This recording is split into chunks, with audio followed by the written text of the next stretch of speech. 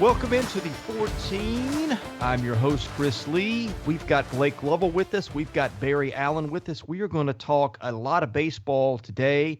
But first, we're going to talk some basketball. Blake, I'll let you start. The Crimson Tide got some great news this weekend. Yeah, they did. We talked about it last week, and it was sort of the expectation at that point. I said I probably would have been surprised if they didn't land Noah Gurley from Furman, and sure enough, they did. And I think that probably at this point, I'd said last week, I think they were for a surefire preseason, probably top 10 team. But I think now you can certainly make the case that Alabama's a top 5 team heading into next season, just based on what we have to go on paper, which we always say. That's all we have to go on. It's a strange season all the time, but if you just look at their roster, they are absolutely loaded. I know a lot of people will probably start saying, well, how do you compare them to this year's team and all this other stuff? Well, they're probably going to be a preseason top 5 team because now they've added all these guards. Damari Burnett, we talked about him. Now you add Noah Gurley, who's someone who averaged 15 and 6 at Furman, a very good program in a underrated conference. So I just think that now they've got the size, they've got the guard play. They'll be one of the deepest guard groups in the country. We talked about Charles Bediako, a big 6'11" kid coming in. Now you got Noah Gurley at 6'8", and you just go up and down the line. Like, they are absolutely loaded. They're the favorite in the SEC heading into next season, more than likely. Again, if we're not talking injuries and all this other stuff. But as of right now, Alabama is going to be the team to beat in the SEC. And as I said, they're probably going to be a top 5 team in the country, I would think. Vanderbilt got some news that I think we'd expected for a while. Scottie Pippen Jr. going pro, although he is not hiring an agent yet. Yeah, I think that's going to be an interesting one because we had talked about it throughout the year, looking at draft prospects and, all these mocks and everything. And I don't know, like he's going to have professional opportunities. I think I don't really have any doubt about that, but I guess it's just a matter of, where draft wise, like he's probably a second round guy, I think. And I think it's just a matter of, what decisions do you make there? And it's easy to kind of look into this stuff sometimes when you read the wording and all this other kind of stuff. But as you said before, Chris, I don't really see a scenario where he comes back to Vanderbilt. So. No, I don't either. And that's a roster that is quickly shrinking. They lost Isaac McBride. So now with Pippen, they've lost 6 scholarship guys. And they're bringing in 2 freshmen who are nice players, but they're not, Vanderbilt's recruiting class is nowhere near, I don't think, the top half of the SEC. So that's a roster where I don't know what Dylan Dessou's going to do now. I'm not hearing anything of him transferring, but he's the only really good player left on that roster. And if they don't get him some help, he's got to be looking and thinking, well, hey, I might have a shot to play in the pros. I've got to have people who can get me the ball. I need to have people around me so I don't have 3 guys on me every time I get a touch. So that's one of those situations to monitor because they could land a transfer to. In fact, they thought they were going to land KK Tandy. I guess that's how you pronounce his name, out of Xavier. He went back to school. And the other one they're watching is Liam Robbins, who's left Minnesota, and I think will make a decision this week. It'll either be Iowa or Vanderbilt. I bet he's going to choose Iowa, just from a couple things I know on that, but I wouldn't rule it out yet. But that's going to be a situation where they need to get players quickly, or they're looking at probably a 14th place finish again. Yeah, that's kind of what we talked about is, those were the big 2, is Pippen and Dessou, and depending on what they did, we had kind of felt like that there was very little doubt about Pippen, but we weren't really sure about Dessou. And so, yeah, it becomes interesting because, like you said, they're having to sort of flip the roster again, and we can talk about some of the progress they made on the floor and all that, but if you're just flipping the roster like this, every season, that just makes it a lot more difficult. So, yeah, I'm with you. They're as of right now, I mean, they've still got some work to do without question to kind of get back on that same plane as some of these other teams, because when you lose guys like that, I mean, Pippen and again, as of right now, Dessou's there, but you've got a lot to make up though, just with the exit of Pippen. So. Anything else on hoops this weekend of note? Well, lots of stuff. Yeah, I mean Auburn got a nice transfer. Wendell Green from Eastern Kentucky, just sort of Oh yeah, that yeah. prototypical Bruce Pearl point guard, I think, based on how they like to play, and so that was a huge addition. Someone who can score, really good passer. Just I think a guy that's really going to fit in well there. So that was a significant addition for Auburn. Also, Jalen Ingram, someone who was at Florida Atlantic. I think he averaged around 12 and 6 last year. He's headed to Georgia, which probably not a huge surprise. He's from Georgia. So that'll be a nice addition for them, a 6'7" kid who will be able to do a little bit of everything, I think, and I think he'll fit in pretty well there with Tom Crean. Speaking of Georgia, Ty Fagan, he was one of the ones we talked about transferring. Well, here's one of your in-conference transfers as he's headed to Ole Miss. So that's a nice pickup, I think, for Kermit Davis, for Ty Fagan, someone who we saw potential for him at Georgia, but maybe a change of scenery, now have an opportunity, to kind of maybe take a step forward there, be someone that can really contribute there for Ole Miss. Eric Stevenson from Washington, he's headed to South Carolina. South Carolina, I think they picked up 3 or 4 in the transfer portal now, which was probably something they needed to do. Now it's just a matter of seeing if those guys are going to fit in. Another in-conference transfer, Ethan Henderson, who was at Arkansas, headed to Texas A&M. So those are just some of the ones. I mean, look, there are a lot of others. We've talked about some of them before, but there's just so many. The portal now, as we sit here right now talking, guys, the portal is at exactly 1,300. So that number, to me, I feel like is still going to go up. My guess is it probably finishes, 1,350, 1,400 probably. I mean, we're still only 2 weeks into April. So I think the number is only going to continue to go up from here. So. What are you looking at in terms of potential roster additions, whether that's guys in the transfer portal that you think could land at SEC schools or maybe even recruits, Blake? Yeah, I mean, I think some of those are still hard to tell. I mean, I think at this point, we look at Arkansas.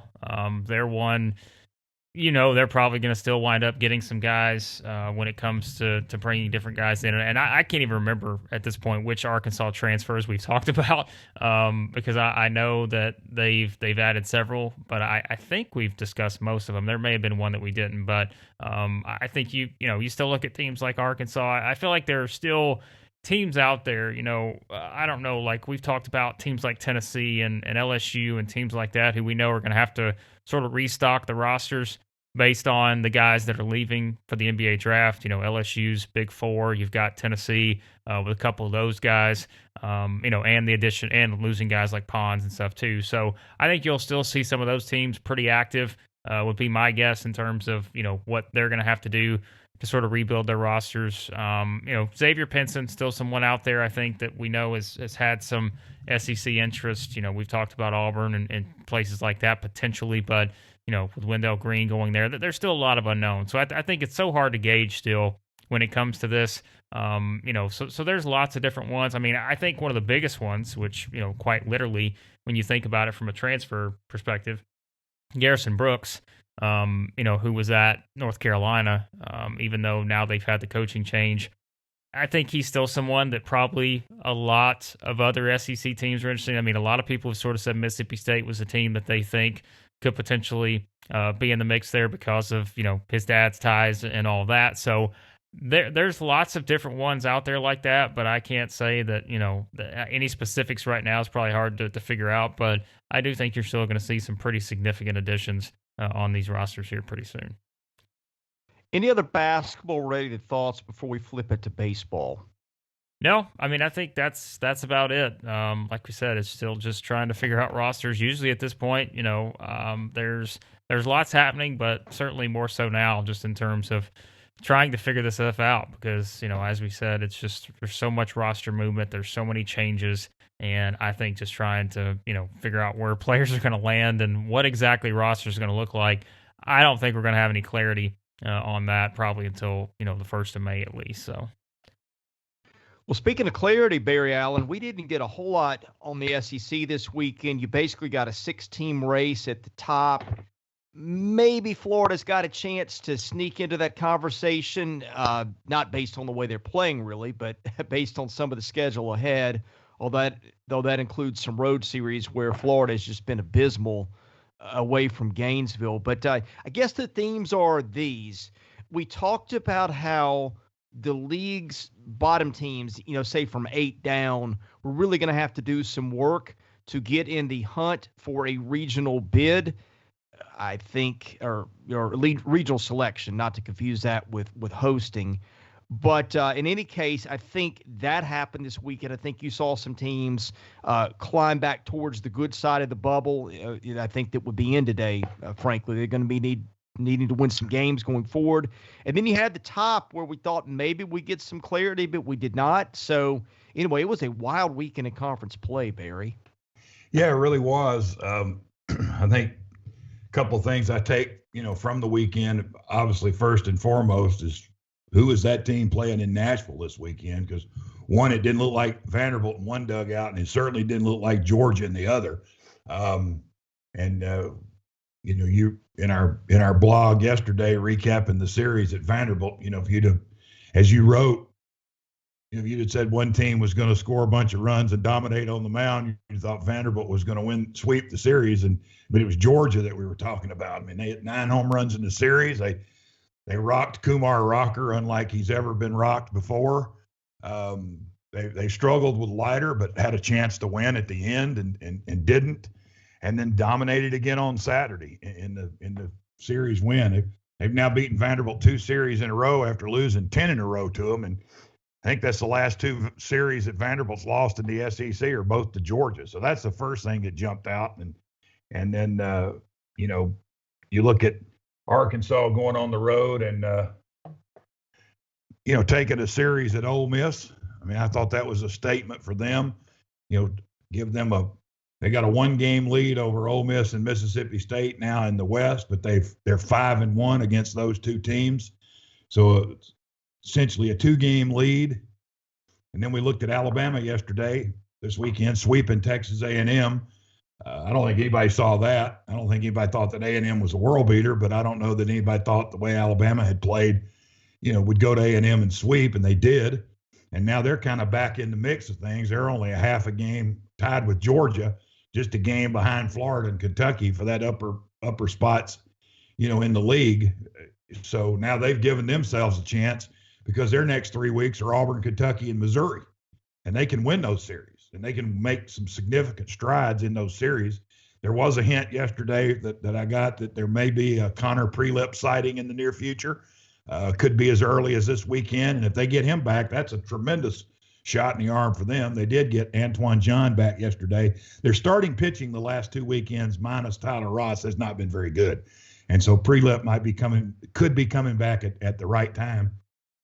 And then the other thing I took away from, yesterday is, my goodness, where'd all those runs come from? That looked like 1990s scores, with the -3, -5 bats. I mean, we scored 119 runs yesterday in 6 games. And, Mississippi State had a 10-run top of the first that lasted 35 minutes at Auburn. And Arkansas had 18 runs, and Ole Miss had 14 runs, and South Carolina and Kentucky scored 13 runs, and Auburn scored 10 in a loss. And so you're just like, where'd all those runs come from yesterday? But that was kind of some of the things that you took away from the weekend. And I don't want to leave out Tennessee, who won a huge series at home against Florida. We went to bed Saturday night. Tennessee was in sole possession of first place in the SEC this late in the season for the first time in 16 years. That was 2005. They're still in first place. They're tied with Vanderbilt for first in the East, and they're all tied with Arkansas overall. And it's a huge series in Knoxville this weekend. We'll get into that later in the week with Tennessee hosting Vanderbilt. But that may be the marquee series of the week, and may be one of the top series of the year as we move into this week. Well, lots of things to talk about. Let's start with Arkansas Ole Miss, because Arkansas goes on the road and wins that series. And boy, just tons of runs scored.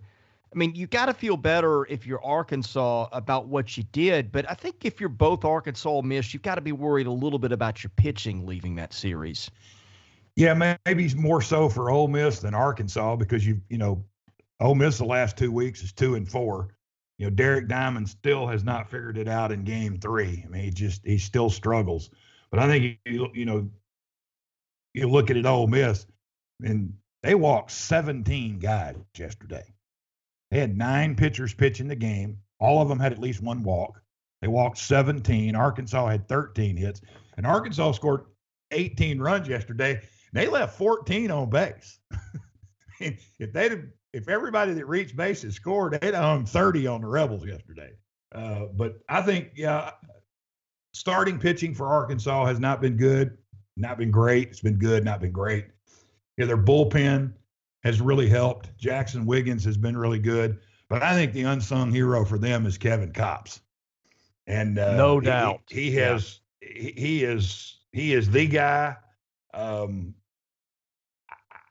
It's hard to say he would be this because he's a reliever and what numbers that Leiter and Rocker and Nikhazy and guys have come up with, but he's got to be in the conversation for SEC Pitcher of the Year. I mean, he has to be. He's appeared in 7 games. He's got 2 wins, 3 saves. So he's been involved in 5 of Arkansas's 9 SEC wins. He has 31 strikeouts and 4 walks in 18 innings, and he's given up 1 earned run. He's got an 0.49 ERA and a 2.12 opponent's batting average, and they're hitting even less than that against him with 2 outs. So he has solidified, stabilized, revitalized that Arkansas bullpen, and he's their go-to guy. He pitched in every game in the series against Auburn, and I think he pitched in 2 of the 3 games against Ole Miss. But that's the guy for them that's got to keep it going and keep their bullpen. If their starters can get 5 or 6 innings every week, Kopps can throw a couple of games with their lineup, the power they have, the home runs they hit. I mean, they're up 11-0 yesterday, and Ole Miss ties it at 14. That's how wild that game was. But to me, if they can continue to hit with Moore, Franklin, Wallace, Slavens, Goodhart, and hit for power like they're doing, I think that's a hard team to deal with. And they've already gotten the 2 hard teams in the West out of the way, and they don't play Vanderbilt. But their last 2, we'll get into schedules, maybe some tomorrow when we talk. But, their 3 Eastern Division series left are South Carolina, Tennessee, and Florida. So they didn't exactly get any help from the league office when they got their SEC Eastern Division opponents. But having said that, 2 of those on the road, 1 at home, they're still good enough to win. Did I read what you wrote correctly that Ole Miss walked 17 Arkansas hitters on Sunday? They did. They pitched Holy 9. Cow. They had 9 pitchers, and all of them had at least 1 walk, and they walked 17. Mike Bianco was unhappy and got part of the game off when he was dismissed by the home plate umpire. And I think he was just kind of frustrated and trying to light a fire under his team. I mean, but for Arkansas to have 13 hits and walk 17 times and be ahead 11-0, I think says a lot about Ole Miss that they came back and in the 7th inning scored 3 runs, and we're tied at 14 going to the 8th inning. And I think that says a lot about Ole Miss's character as a team and how they play. And I, might say something for who Arkansas was pitching or whatever, but that was a wild game yesterday. They ended up scoring 3 runs in the 8th. I was working another game and I was following it on stat broadcast. And I made a joke. I go, Ish Ordonez just kicked a field goal, and Arkansas is back in the lead, 17-14. And they end up winning 18-14. But Ole Miss had the tying run on deck in the bottom of the 9th. And Kopps, he gave a walk and a single, and then he went strikeout, and ended the game. So we go back to Kevin Kopps again. One thing that Dave Van Horn has been very comfortable with this year, when he gets in trouble, he does not hesitate to call the cops. No, he does not. I like that. How is Ole Miss's pitching that bad? I don't understand that. I don't know either. Nikhazy, has been really good. He missed a couple of weeks. He's got a 2-0 record in 3 SEC starts, but he's missed 2 games, 1.08 ERA. Hoagland's a 2.13 ERA. He's 1-1. It's Diamond is where the problem is. And then I guess in some weekends it just happens where you don't pitch what, you get in a game where it's just out of control and it just doesn't work. And yesterday it didn't. They pitched well. They pitched okay in the 2 games on Saturday. Not great, but okay. But to me, I think their problem is the Sunday guy. Diamond is just not He's not going deep in the games. He struggles. It always seems like those games. They beat Auburn 19-11. Diamond pitched and got the win in that game. I mean, there have been 2 Sunday games that Ole Miss has played. They've given up 19 and 18. I mean, that's not going to win a lot of games in this league. And they're very fortunate to say, hey, we gave up 37 in 2 Sundays and we were 1-1. I mean, you're pretty fortunate. But that you can't live like that. And they've got to be able to find a guy on Sunday. And I know Mike will, and they may stick with him, and he may turn things around here, in the back half of the season. We get to the hard to believe, but we're at the week 5. We're at the midway point of the season this weekend. And when we talk next week, we will be halfway to Hoover in the SEC schedule. That's how fast the season's going. But they have struggled on the mound. I mean, Broadway's been really good in the back end of the game, and they just had guys yesterday. I think they say hitting is contagious, and I think when you're a pitcher, you walk and balk and people make errors. I think that's contagious too. Yeah, and by the way, let's not shortchange Arkansas's offense. Those are actually by runs scored the top 2 offensive teams in conference play. Ole Miss has scored 92 runs. Arkansas has scored 82. And they've both given up 71. So, I mean, I don't know if – did you happen to say – I don't know if the wind was blowing out there or anything like that too. I don't know if that helped. Sounds like maybe a tight strike zone with all the walks and Bianco getting ejected. I didn't get to see that, so I'm just looking for context there. Yeah, I didn't get to see the game yesterday. I was working another event yesterday, and I didn't see it. But I didn't see a lot of banner back and forth on Twitter from Arkansas and Ole Miss fans. But 17 walks is hard to deal with, and they dug themselves an 11-0 hole and they crawled out of it. I mean, imagine what might have happened had they only walked 10. I mean, you say that and you go, well, if we'd have only walked 10, they would have only scored 13 runs and we would have won. I mean, so yeah, it could have been the strike zone, could have just been a series of things that happened yesterday. But I did not get to see the game, so I don't know what the weather was like over there. But I do know the atmosphere was pretty good. They had over 33,000 for 3 games. That was the largest attended 3-game series in Swayze Field history. So the Solo Cups were out in full force, and they had themselves a blast, except for losing 2 games to Arkansas this weekend. Well, I was at Hawkins Field for a couple of games in Nashville this weekend, and the wind was blowing out pretty heavily to right, but I don't know that Georgia needed it. Georgia had hit in 28 games coming into the weekend, had hit 18 home runs. It hit 9 in 3 games against Vanderbilt pitching. Now, 4 of those came off a freshman in the 9th inning of a blowout in game 1, a kid that they wouldn't normally use in that spot unless it's a blowout, I guess is a good way to put it. But Georgia almost looked like it knew what was coming this weekend. Jack Leiter was unhittable again, but everybody else for Vanderbilt, Georgia really manhandled. But I think the takeaway I had, and I sat really close to home plate, Ryan Webb and Jonathan Cannon were both terrific. I think both made themselves a lot of money this weekend. Webb is a lefty, just an elite curveball, and Cannon's got a bunch of pitches and threw them all well. The fastball was going 95 to 97. Webb's was 93, 94 early in the game. That's according to the stadium gun. I don't know how hot that was or was not, perhaps, in this case. But Cannon had a bunch of pitches. I thought he had a changeup. If I saw that right, I know his slider was something that Vanderbilt said it had trouble with. Again, the fastball, 95, 97. But those 2 arms really were just elite for Georgia. The bullpen was okay, fairly good, I guess. But those 2 guys really stood out. And if Georgia's got Webb and Cannon going full strength, which was not the case at the first of the season, I think people forget Georgia had some real serious pitching issues to start the year because those guys were not available out of the gate. But my goodness, Barry, the way those guys pitched, they were both elite. And I think Georgia's got to be in that conversation now of teams you really don't want to face down the stretch, given what I saw from those 2.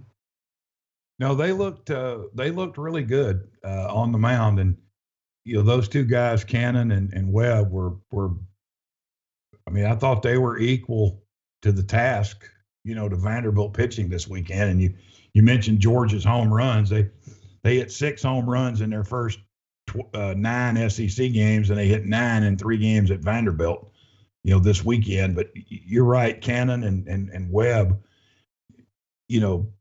pitch. And I think it's a help to them that they treat the first game as a staff night. And I know they've had injuries and still have some injuries, and they treat that first game as a staff night. And what did they use? 6 guys in the game. Yeah, I think that's right. And then now they go, what is their number 1 and their number 2 against somebody's number 2 and their number 3, and it's a little bit of advantage for them in that.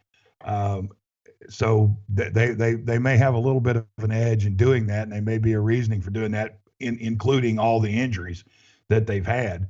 But those 2 guys were really good. I mean, they were really, really good, and they're a 3-run homer in the 8th inning away from sweeping Vanderbilt. I mean, Vanderbilt hits a 3-run homer in the bottom of the 8th Friday night to avoid losing that game. And imagine being 0-2 and then taking out on the mound and getting Webb in Game 3 the way he pitched, and how they just dominated. And Georgia was good. I mean, they had not been good this year. They had not played well.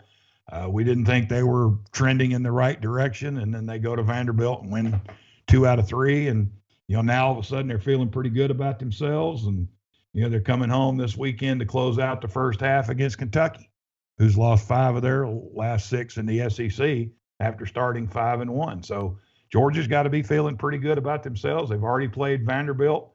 They've already played South Carolina. They got Tennessee and Florida, and they've already played Tennessee. So only hard SEC team they got left or on their side is Florida. They still got Kentucky and Missouri to go. So they'll get into the East to the West a little bit, and one of those is Auburn. So Georgia looking, last 6 weeks trending upward, and schedules looking in their favor. Yeah, I think that team has got a shot to host. I was really impressed with Connor Tate. That's a big physical lineup. You don't really realize it until you're at the ballpark and looking at them. Garrett Blaylock is really coming on. He hit, I think, 3 home runs against his former team. He played a year at Vanderbilt, but couldn't get in the lineup there. Corey Collins is a freshman who's really talented in the 3-hole. He hit really well. They've got third baseman Parks Harbor. The numbers don't show much, but I thought he hit the ball pretty well this weekend. Ben Anderson, their leadoff guy, is really slumped to start the year. He started to hit the ball a little bit better. I don't want to go and anoint Georgia just yet, is whatever, because what they did this weekend was so far out of line with what they've done. But just by the eyes, that was a talented team. And again, if you take in context the injuries and everything, it sort of makes an explanation. And yeah, as you said, the next 3 weekends, I mean, Kentucky at home, at Missouri, Auburn at home, there is no better recipe for continuing to build confidence than that. I think Georgia really has got a shot. I think the RPI, 23 this morning. That's a team that I think could end up hosting. And here's the thing, we've got 3 more weekends before they announce the hosting sites. Barry, is that correct? Is it 3 or 4? That's right. I think it's at least 3. It may be 4. I think it's the second week in May, maybe the first or second week in May, that they'll announce the sites, and then we'll continue the season, and then they'll, Memorial Day will be the bracket reveal. But I think it's at least 3 weeks. It might be 4 weeks. Well, let's say Georgia goes 7-2 the next 3 weekends. Then it's 12-9 in SEC play. I think Georgia's hosting if it's announced at that point. I think they certainly have a legitimate chance. And you're talking about Georgia's lineup, the Tate brothers and Blaylock. Riley King's been solid. One guy they didn't have this weekend that's really been a force for them on offense is Josh McAllister. He's been out. Didn't play in any of the games against Vanderbilt. And he's had some home run power and has hit the ball really well for them this year. So they played, the weekend without him again. I think that's 2 weeks in a row that he's been out. But that's a good lineup. The Tate brothers and Blaylock and the power they have, and they have that magic at the end of the game. They lead the league in 6 walk-off wins by 6 different players. And, they're doing it with a staff night in game 1, and then Cannon and Webb in games 2 and 3. And, Georgia's got to be feeling really, really good about themselves especially the next 3 weeks, putting themselves in position, to host, because they've done a nice job in the past in Athens. It's a good place and, nice setting for college baseball. And it's they certainly, I'm not saying they will, I'm not saying they won't, but they're certainly putting themselves in a much better position by winning 2 at Vanderbilt this weekend. And then if they can go the next 3 weeks and not stumble and do 7-2 or better in the next couple of weekends, they'll really make some noise. Yeah, the other team that's got some late inning magic is Tennessee. I want to get to them for a minute, but before we leave that series, the injuries are really starting to pile up for Vanderbilt. Cooper Davis, their starting left fielder, and Isaiah Thomas. And Thomas had really been hitting the ball for Vandy till he got hurt against LSU. Those 2 guys were out, not even on the 30-man roster this week, and nor was Tate Colwick, their starting second baseman, who was really hitting well. When he was out, they lost Sam Leboke, who's kind of their come in a key spot, maybe in the 3rd, 4th inning, if you've got a starter struggling and can take you 3, 4, maybe 5 innings. He clutched his elbow and left the game. Looked a whole lot like what we saw with Jaden Hill in the LSU Vandy series last weekend. And of course, we know how that ended. Hill's done for the year. So a lot of concern for Vandy that Sam Leboke is going to be down a while. And frankly, if it's an elbow ligament tear, then that'd be the season. Vanderbilt already without Michael Doolin, who was another guy who was supposed to be in that role. He had Tommy John. He hasn't pitched this year. And then Spencer Jones, their 2-way guy, who was supposed to be a first-round arm for them. He still has yet to pitch at Vanderbilt because he has had 2 elbow injuries. He does DH for them, but injuries really starting to pile up for Vanderbilt. Ethan Smith, who might have started in that Game 3, was not available. So I'm really interested to see what Vanderbilt's health status is between now and Friday. That might be a case where Vanderbilt is thrilled that series in Knoxville starts on a Friday, I think, instead of a Thursday, because the Commodores, I'm not saying it probably made much difference this week in Georgia. It was so good. I still think the outcome is the same. But we had talked about late last week that these things were starting to pile up for them, and you could see it start to take effect. And I don't think it changed the outcome. I think Georgia was going to win that series regardless, but I think it probably isn't as lopsided if Vanderbilt's at full strength. Yeah, the injuries really caught up with them this weekend. Georgia scored 25 runs in the series and beat Vanderbilt 23-3 in the 2 games that they won. 2 lopsided scores that you just don't see Vanderbilt taking, on the road or at home. You just don't see Vanderbilt losing like that. But yeah, the injuries for Coach Tim Corbin are starting to pile up, and they've got to get some guys back and be healthy. I mean, it's another hard weekend in Knoxville this weekend. Be tough to win with at full strength. And you talk about all the injuries that Vanderbilt has and where they are, and we're not doomsaying them by any stretch. They're still 25-5 and 9-3 with 4 or 5 key pieces of their puzzle out. And you mentioned Davis injured. He missed some time previously. Did he not foul a ball off and hit his face in his first at bat of the season and miss a little time? And he's wearing a mask. And so they've had they've battled injuries from day one, but they're still somehow, 25-5 and 9-3. Well, not somehow, because they're really good. And, but that's how they have the depth that they have that, can get them through that. Can they get through that in multiple weeks in the SEC against really good competition? And we'll find that out this week and next week. Yeah, Davis did something I've never seen. He fouled a ball off his head twice in the same at bat to open the year. And one of them, unfortunately, hit him in the nose. That kept him out a couple of weeks. Then he came back and has, I think, a hamstring issue now. So that's just a case where a lot of times when you're hurt, it takes you a couple of weeks to get back in the flow. He was maybe starting to do that a little bit, and then the hammy hits him. And Thomas's is a groin. And with leg injuries, you got to make sure those are fully well, because you can think you're almost there, and then you can tweak something, and then you can start setting the clock back another 2 or 3 weeks. And so that's just kind of the spot they're in with those 2. Yeah, you have to be real careful. They say 2 weeks, and if you give it 3, that might be better, because if you try to rush it in 2 weeks, then it could be 4 or 6, and you've lost a guy for major portion of your schedule, and it's better to say, look, we're just going to sit tight for 2.5 weeks. We're going to do what we can, and then we'll see where we are. And if you can DH, the third weekend, then that's what we'll do. And if you can't, we're going to take our time with this because we need you in May and June more than we need you in March and April. And that's when we really need you. And so you have to really be careful with that. And same with pitchers' arms too. You have to be, you just have to be really careful. Boy, speaking of Tennessee, that series with the Gators was a dandy. I think Tennessee has won its first 4 series for the first time since 1990. You talk about charmed lives and late inning magic. Tennessee won a 2-run game, a 1-run game, which has kind of been what the Vols have done, just as Georgia's done, and then lost a 1-run game. But that series did not disappoint.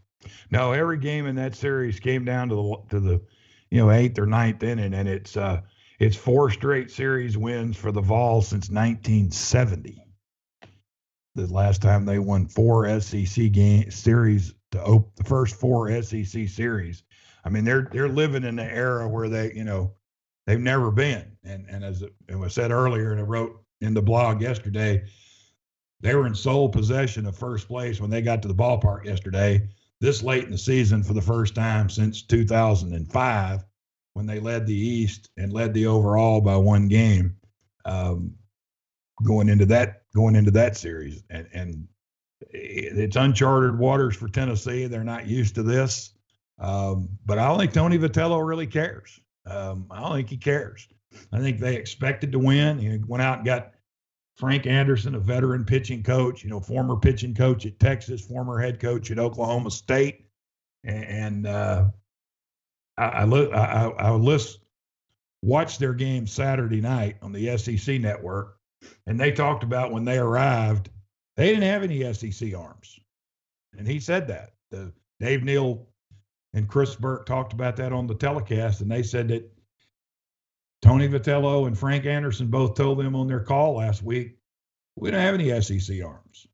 We got to go out and find some SEC guys. I mean, we got to go get big, strong SEC guys that can get this done. And they've really done a nice job. I mean, Tidwell's been very good. Heflin's been very good. Dallas has been very good. Sewell, Hundley, Connell in the bullpen, or Connell in the bullpen. He was lights out Saturday night. Hundley gave up the 3-run homer to Chris Armstrong yesterday and ended up losing the last game of the series to Florida and only winning 2 of the 3. But that game Saturday night was electric. I mean, the fans were into it. You go to Knoxville, you go up there and there's never anybody there. It's a dump. It's not a fun place to play. There's never anybody there. It's almost like, oh, well, here we go. We got to play this series. Let's go play. And, but they were into the game Saturday night. The students were really into it. The team fed off the energy of the crowd, which is something I haven't seen in Knoxville in a long time. I'd be interested to see if they open things up a little bit this weekend with Vanderbilt coming to town, because this could be this series, and the last one with South Carolina could decide whether they win the SEC or championship or not. Certainly the East, but could be where they win the SEC championship or not. And I'd be interested to see if they open things up a little bit more this weekend in Knoxville with the Commodores coming to town, because that's a big series for them. They've beaten teams and won their first 4 series, but if you're Tennessee and you're looking at the team up the road a little bit in Vanderbilt and what they've done in Nashville, what they've done there, now the Tennessee fans are looking this week, okay, we're happy with what you've done. Now go beat Vanderbilt. Here's something you don't see often. 2 things in that Saturday game. Tennessee gets 4 hits but scores 5 runs and wins the game. And Kirby Connell, if you didn't watch the end of that game, that kid's entertaining. He's got the Raleigh Fingers mustache and the mullet, and he got a 3-inning save, got touched up a little bit late, gave up a 2-out. I can't remember if it was a single or a double. I think it was to Jacob Young, but gets the save with 5 strikeouts. I don't know that he gets that fastball past 88, but that was entertaining to watch if you happen to see it. Yeah, it was. And I don't ever you see pitchers get excited and stuff, but you don't see pitchers, really giving it. It wasn't the other team. It was his dugout, but he was so excited every time he'd strike a guy out, like he'd fist pump his dugout. I got this. And those students that sat above the first base dugout in the student section, they were with him, and he was feeding off their energy, and they were feeding off his energy, and you could just kind of tell he was in control, and he's got this game, and it was Tennessee's to win because he was going to take care of it, and the game started with a single and a walk, and Tennessee had first and second, nobody out, and didn't score. They didn't get a hit again until the sixth inning, and that's when they scored all their runs, and they ended up winning the game. Scored all their runs in one inning and ended up winning the game because Florida pitched pretty well. Alamon got into a little trouble in the sixth inning. They took him out and brought in Jack Leiter, and they're thinking, okay, we've done this the last 2 weeks now. Saturday night, Jack Leiter went, ball four. He throws 8 pitches, and they're all balls. And he walks in a run, and that was it for him. And they brought in another guy, and it just kind of went downhill from there for Florida. But Tennessee got back in the game with 1 inning, and sometimes that's all it takes is 1 inning, and then they turned it over to that bullpen, and they were able to clinch the series, and came very close to sweeping Florida. The legends of Lindsey Nelson are making some headlines too. That group kind of cracks me up. Yeah, I think they're just having fun. Tennessee's been a long time since they've been any good in baseball, and a long time since they've been any good in football. But they they support their team. They're having fun, and I think that's a good thing for them. It's a good atmosphere. Tennessee's kids deserve that because they've played really well. I mean, they've got 27 wins overall. I think that's the most in the country. They're 9-3 in the league, tied with Vanderbilt for first in the East, and tied with Vanderbilt and Arkansas for first overall. So they deserve it. They deserve support. They deserve people to go to the park and cheer for them and help them try to win games. And they're going to need them all this weekend. They may need Lindsey Nelson and John Ward and anybody else they can get a hold of this weekend to roll in there and try to help them beat Vanderbilt. I'm looking at a quote from fanrunradio.com, and here's the lead. This is from one of the representatives of the group. We love drinking, we love baseball, we love the Vols. That kind of sums it up. Typical life of a college student. You got to love that. Yes. There's probably not 13 others, because a lot of others have that, but there's probably a lot of other teams in this league going, wish we had that.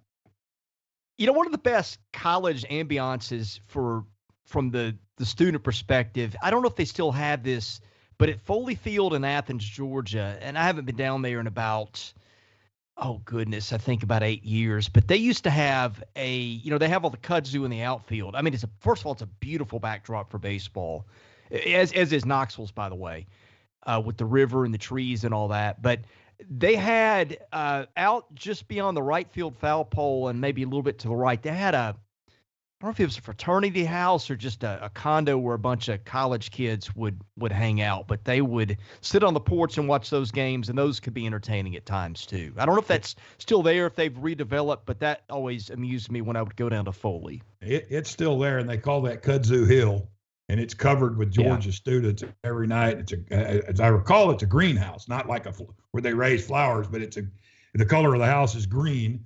And they sometimes on the weekends, Friday night, Thursday night, whatever they may be playing, they might have like a band come and they play music from the outfield to help Georgia a little bit.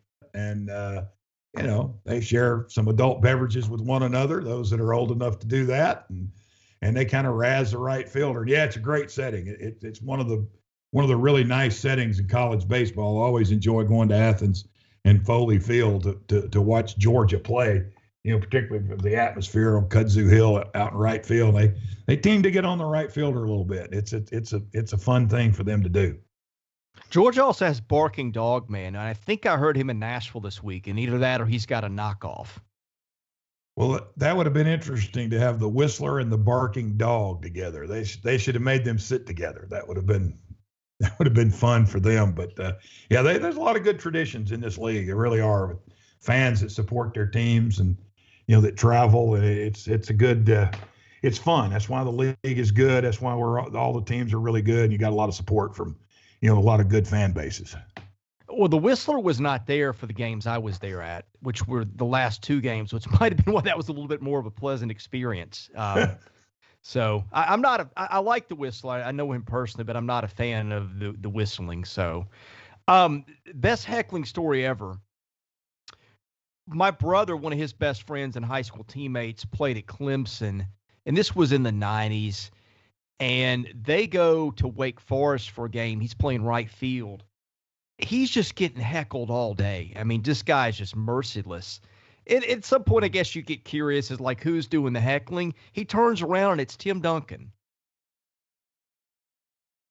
Wow, the basketball player. That's pretty nice. Yes, that Tim Duncan. So Well, that's one of the better heckling stories I've ever heard. Sometimes though, I think Wake Forest is a small school, but low enrollment, not one of those. I think I'm right on that. They're not a gigantic, heavily populated school. A lot of places Correct. like that where the enrollment is low, you tend to have more support, from the other teams in the athletic department, because those are the people you hang around with the most. And you go to I'm not saying Florida, but Florida's big, Michigan, Ohio State, 50, 60, 70,000 people, students, you tend to get lost a little bit. But when you go to the schools with the lesser enrollments, they tend to know each other a whole lot more. And you see the volleyball team supporting the basketball team, and you see the basketball team at the soccer matches and different things. And you see that. And I like that. I like other teams supporting other teams. And a lot of them do it now on Twitter.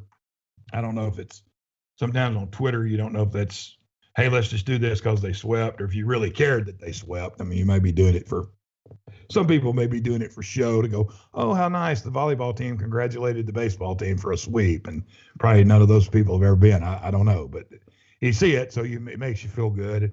You want to see other teams support the teams in their athletic department and, have good unity there. And you like to see that.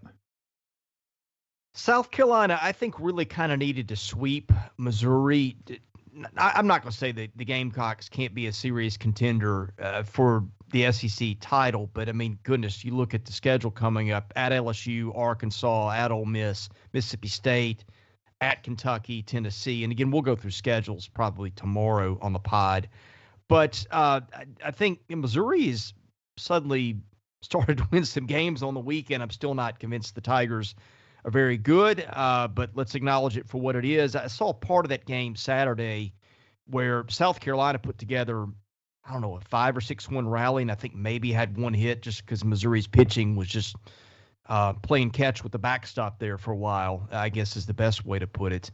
But South Carolina gets 2 out of 3 after losing the Friday night game. What did you take away from that series? Yeah, I didn't think they were overly impressive, this weekend. I mean, their starting pitching wasn't great. Sanders only gave them 4 innings yesterday. Brett Carey did come in 4 innings, but he gave up 6 hits. We struck out 8. I wasn't just overwhelmed by the Gamecocks this weekend like I have been in the past couple of weeks, losing, to Georgia, a game the week before, which now all of a sudden doesn't seem to be so bad. But had played well before going into, this weekend. It just, I don't know if it's one of those weekends where they just kind of went through the motions or whatever. But it just didn't seem like they, after a couple of really, really hard weekends, maybe they took Missouri for granted. I don't know. Maybe they thought, hey, we're going to sweep them. They're at the bottom of the league. But it just didn't seem like the same South Carolina team we had watched the last couple of weeks. Well, Wes Clark still is not hitting in league games, but I'll tell you who is Brady Allen. Yeah, he's been their catalyst. He had a home run, Saturday? Had a big day yesterday for them. It was 3 for 3 yesterday, scored 3 runs, drew a walk, drove in a run. Kind of the key to their comeback, or that was yesterday, Sunday. Had a key to their comeback on Saturday, led them back from the victory to victory Saturday. So he's been a real catalyst for them. He leads their team in home runs in conference play with 6. And as a leadoff guy, that's what you want him to do, get on base. And he's really been the key for them. Eister had a big home run yesterday, which helped them. Malone hit a home run yesterday. I don't know if you saw saw it on Twitter. I don't know if you saw the highlights on the SEC network last night, but Joshua Day from Missouri yesterday hit a bomb in the 4th inning for the Tigers that exit velo was 103 off of his bat. This is a shortstop who's had some power, and he and Verling hit home runs for Missouri yesterday. But Joshua Day's home run yesterday was quite impressive. Brant Belk had a pretty nice series for Missouri too. We don't really talk about the Tigers. They kind of made themselves irrelevant so quickly. We just kind of forgot about them. Now they're winning some games, but Missouri, I think the problem with them, they expected the pitching to be better, but the bats have come around a little bit for them lately. And Belk is the guy that they expected to kind of carry them coming into the year, and he started to do that a bit. He has played. He had a good game yesterday. Switch the page on you. 2 for 4 yesterday. Drove in a run. Had a good weekend again. Good. Has played well for them. Took the collar Saturday 0 for 4 in a 11-1 game they lost on Saturday that, South Carolina kind of got away from Missouri. But, he's had some good games. Joshua Day has played really well. Verling is the leadoff guy, has played well this year for them. And they do kind of get lost, I guess being so far away. I remember when they first came into the league, or actually it was announced they were coming into the league, and they were playing a series at Auburn the year before, and I went down to the series, and the game that I was going to watch was rained out, but Tim Jameson was kind enough to give me some time in the hotel lobby after the rain out, and I spent some time with him in the lobby, and we talked about Missouri baseball, and he's answering questions. And I said, so you consider yourself a northern school? And he goes, not at all. He said, we are a northern school. No consideration given whatsoever. And I think they get, weather has some issues and things with that, and get off to a slow start. But, they won a series at A&M. They've picked up a game at South Carolina. Maybe they can come up and do some things here in the next couple of weeks. I thought when the season started, they'd be one of the teams that would not make Hoover. I'm not so sure that's going to be the case anymore. I think Missouri has a chance to get to Hoover, and I'm not saying they're going to win the SEC tournament, but I certainly think they have a chance to get there.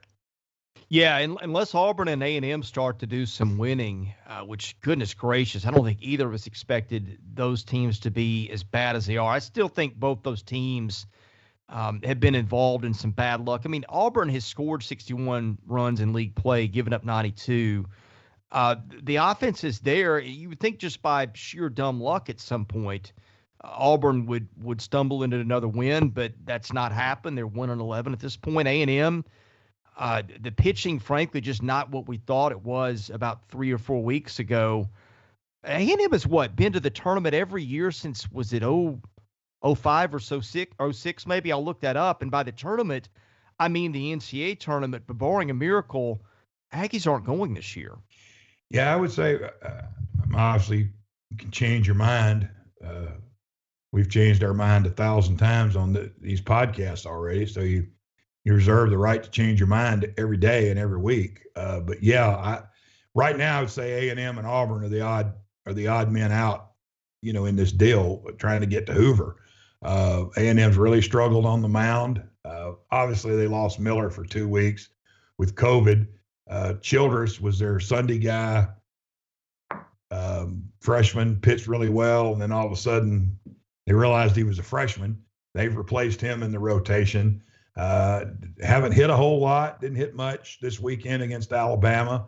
And Alabama didn't pitch particularly great, I didn't think, but really struggled. And at Auburn, it's just, to me, it's just all on their pitching. I mean, it's their pitching. I mean, they have the worst ERA in the league in conference games. Their staff ERA is 7.35.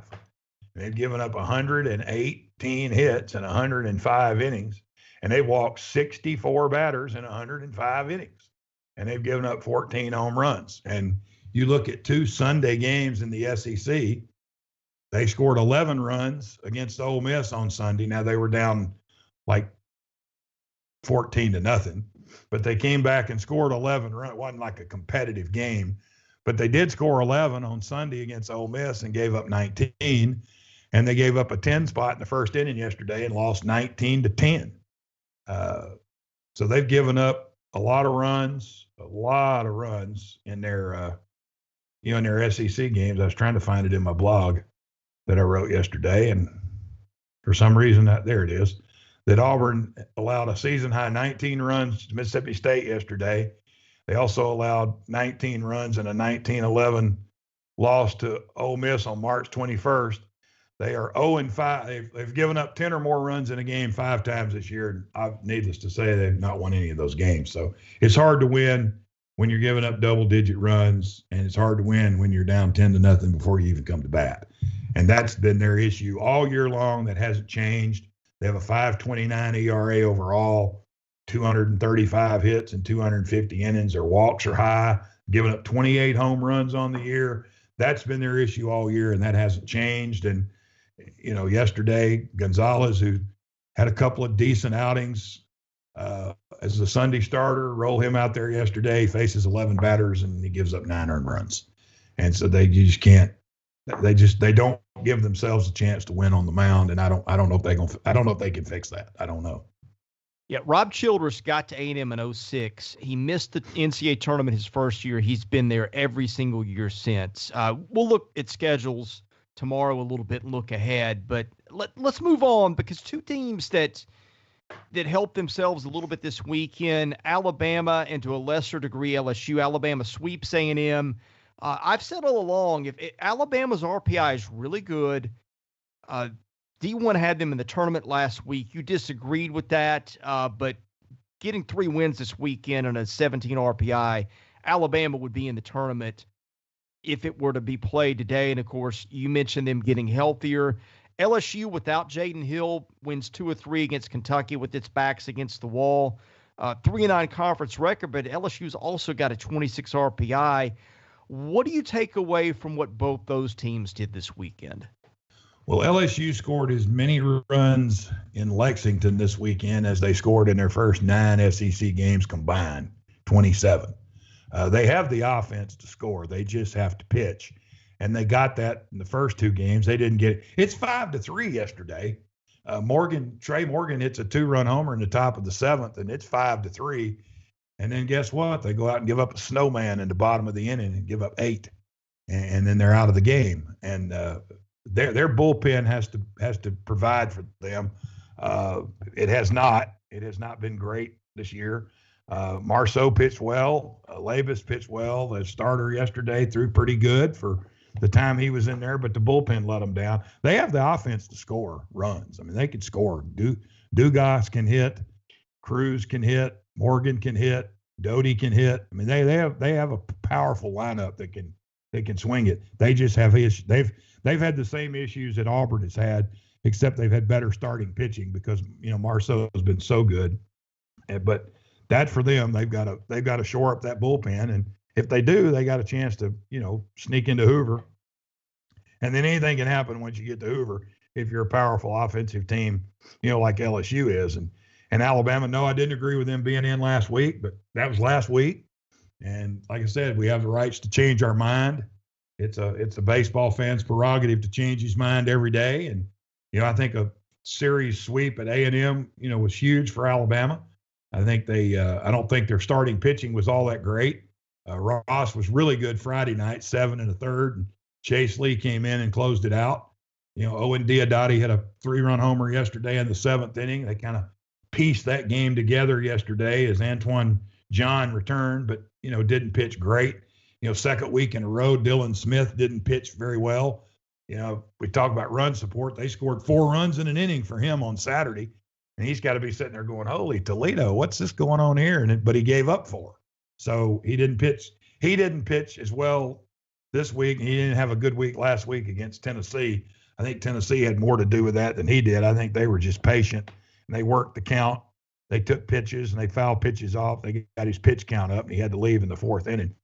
but he didn't pitch well Saturday in the game. But if Prelip can get back, and I'm hearing that he's getting closer, if he can get back and they can drop, Dylan Smith to, Sunday and maybe Ross, a Saturday guy, I don't know that I'd take, if Prelip comes back, I don't know if they take Ross out of the rotation. I think he's just been really good. I mean, and if he's good at number one, he's, you would think he's got to be good or better at number two. It doesn't always work out that way, but I don't know if you can take him out. I mean, I really don't. And he's pitched really well. And then so then that leaves John. What do you do with him? Freeman and Shamlin have been the midweek guys.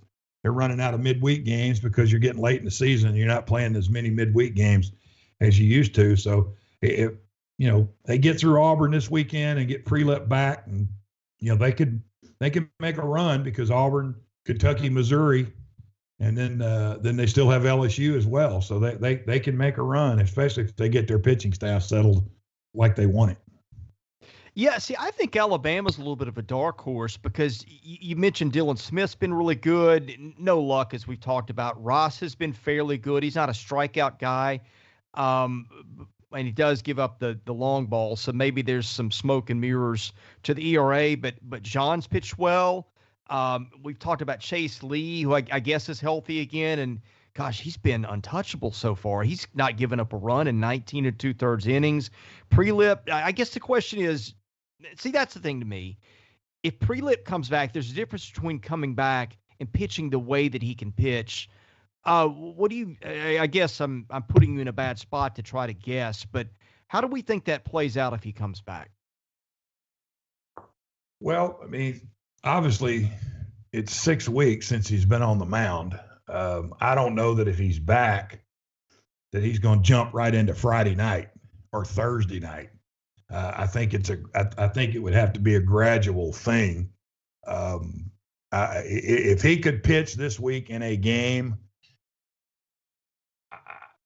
I mean, to me, I don't know. I hadn't talked to anybody. There's nobody giving me any insight, but I would think he would be an inning or 2 inning guy, with the game in hand or not, or out of hand, maybe. I don't know if I don't think he'd come in a high leverage situation and go, oh, by the way, you haven't pitched in 7 weeks and Auburn has the bases loaded and no outs and we're up by a run in the top of the ninth. I don't think they're going to go that route with him if they brought him in. But I think it'd be a gradual thing. I still think it could be 2 weeks before he's back or more back in the rotation.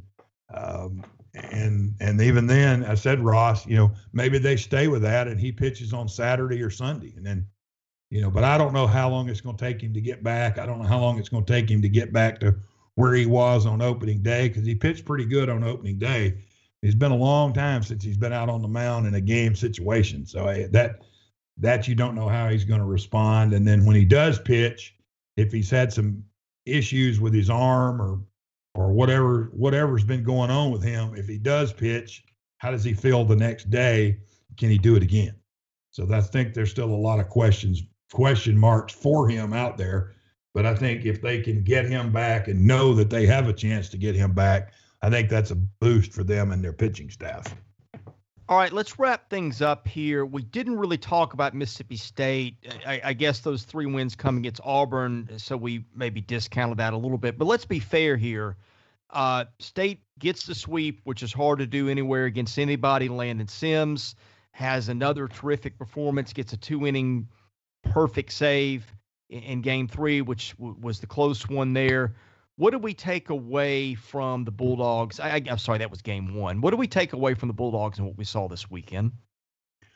Well, they won a close game in the opener, and then the other 2 games were not quite as competitive. And I think they came out with a mindset yesterday and, 10-run first inning. Where Tanner Allen had 2 hits and a triple and 3 RBI in the first inning. It's 10-0 before Auburn comes to bat. That's 4 series for Mississippi State, 3 series wins out of the 4. And they've also now been involved in 3 sweeps, 2 for the good side and 1 for the bad side for them. And Ole Miss is coming to town this weekend. So I think the sweep for Auburn, coming off the back-to-back sweeps of Kentucky and Auburn after being swept by Arkansas, gives them momentum. They got Ole Miss coming to town this weekend in a huge series, which is something I'd like to talk about a little bit on another podcast at another time. Why all of our good series in the SEC are happening in the first 5 weeks of the season. Why does the SEC do that? Why is Vanderbilt and Tennessee this weekend? Why is Vanderbilt and South Carolina and Florida already played? Why is Ole Miss and Arkansas and Ole Miss and Mississippi State and Arkansas already played? I mean, all the good series against the good teams have come during basketball season and the tournament, and we're going to get into weeks 6 through 10, and we're going to get series like Alabama and Missouri and South Carolina and Kentucky. That's obviously that'll be something for a different day and time, but all these series happening together, and then there's nothing, I guess, really to look forward to at the end of the year. When the games are on the line, when the pennant race is going, the league championship, super regionals on the line, and you're playing Missouri, helps you that you're playing Missouri. But wouldn't it be a little bit more fun if you're playing Arkansas and had a huge crowd and stuff? But State righted the ship the last 2 weeks. We said they were good when they lost to Arkansas. They're still good. They're going to be good even if they don't win against Ole Miss this weekend. Still a good team, a regional team, a super regional type team, and pitching and hitting. And if their offense seems to come around a little bit this weekend, and if that happens, they're going to be really dangerous down the stretch.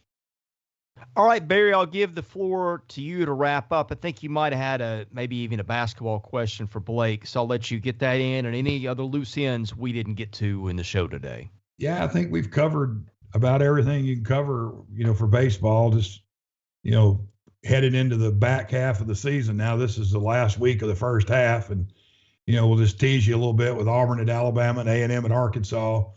Missouri goes to Florida, Kentucky to Georgia, South Carolina, LSU. We mentioned Ole Miss and Mississippi State, Vandy at Tennessee, 3 huge rival, weekends with, Alabama, Auburn, State, Ole Miss, and Vandy, Tennessee. I feel like that's a, Saturday after Thanksgiving type games. But I think we've covered everything there. But Blake, I had talk about transfers and stuff. What is your take on these basketball transfers, and should we have more restrictions? I mean, it just seems like more and more people are transferring within their league, which I guess you can tell by the way I'm asking this question. That's just not something I'm a huge fan of.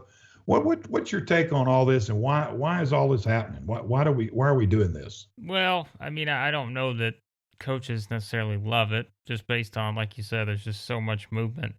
But I honestly, I think it's only going to stay this way. I just don't really see them going backwards at this point. I think the NCAA is only going to sort of loosen the restrictions more than tighten them at this point. And I don't know what that means, what we're talking about 2 or 3 or 5 years from now, in terms of what these numbers are. And we're talking about, I don't know, there's just so many different dynamics, I think, in play here that, when this whole thing started to, I don't even know what year that was. That was probably, I'm looking back at the numbers now. Let's see, in 2000, I'm trying to see when things really started to sort of take off, I guess, numbers-wise. Like, it was in the 800s back in, 2015, 16, 17. Now it's up to 1,300, which this is, I think, a little bit of a unique situation in terms of looking at, kids being able to transfer, potentially play right away, and all those other things. But, I mean, really, if you go back less than a decade, less than 10 years ago, 2012, there were 577 transfers. 2021, like I said, we're up to 1,300, and just since we've been recording, 2 more have been added. So we're up to 1,302 here, according to verbal commits. So I'm not sure. I mean, I think that, again, you have seen some coaches, which we've talked about, Eric Musselman, and certainly, I mean, I think Nate Oates is doing it now in Alabama, do a really good job of sort of navigating the new waters here with transfers. But then there are others, that have kind of realized that if they don't do this, they're not going to be able to maybe have the type of success just based on trying to build their rosters around nothing but freshmen. I mean, this is just sort of the landscape now. And I think, honestly, if we took all 14 SEC coaches and we polled them here on this podcast, I think you'd have some interesting reactions just based on what they think about this whole thing. Yeah, it just seems like every day there's more and more and more. I can't imagine how the coaches deal with this and how they overcome all this. But it just seems like this year's way more than others. And I think the trickle down is going to happen. It's going to happen in football and baseball and other sports too. And I think there's just not a lot we can do about it. And I just think it's just a lot of guys moving around. And I don't know that necessarily that's always a good thing. Well, and I think, Chris, we talked to Drew Butler about it. The name, image, and likeness stuff's also going to play a role here, I think, in terms of these numbers. I think that's going to change sort of the situation a bit too. And I mean, look, people have already made the argument that if coaches can transfer basically to another school, take another job, not have any penalties, why can't kids do it? And I think you're gonna have a lot of arguments, I think, for this whole scenario, and just it'll be interesting to see how it plays out. So, well, gentlemen, we left plenty on the cutting floor today. We got a lot of schedule and stuff to talk about with SEC baseball, and we'll be doing player rankings this week, power rankings for the league. We're not going to give it all to you in one show today. We want to leave some other things. So with that, I will end the show today. Thank you for listening to us. Of course, you can follow us on Twitter at 14 Southeastern. You can get all of our content at southeastern14.com, and you can rate, review, and subscribe to our podcast just about anywhere you get those. For Blake Lovell and Barry Allen, I'm Chris Lee. Thank you for listening to the Monday episode of the 14. We'll be back on Tuesday with another.